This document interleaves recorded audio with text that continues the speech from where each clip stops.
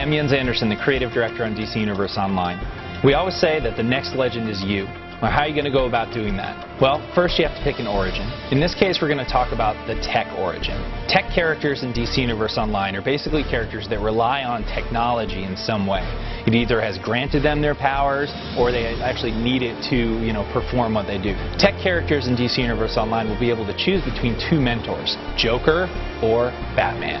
So as a villain character and your mentor being Joker, you're going to be going on a journey which is basically to start a gang war in Gotham City.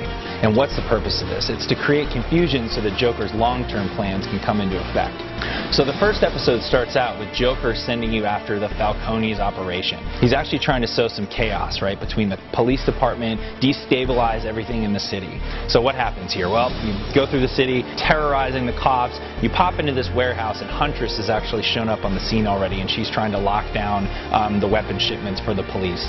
So as a villain, you're actually going in there and trying to stop her from doing that.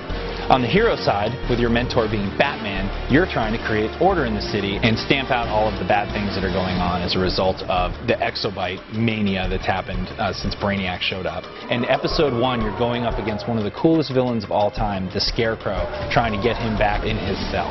So he's basically unleashed fear gas all over the city. It's creating all this, like, people hallucinating and seeing things. You have to help craft an antidote, deliver it to the people that are affected by the fear gas in the area, and eventually go down into the sewers of Gotham and take on Scarecrow himself. He's basically going to be dosing you with all these different kinds of fear gas, causing all these phobias to come up in your mind, and you're seeing them play out in front of you. And once you defeat them all, you can actually take him down yourself and put him back into Arkham Asylum. So these are just some of the things that you're going to get to do, some of the stories and the characters that you're going to be involved with as you go through the tech storylines with your mentor as Joker or Batman. So it's really up to you whether or not you want to try and sow chaos or order in DC Universe Online as you become the next legend.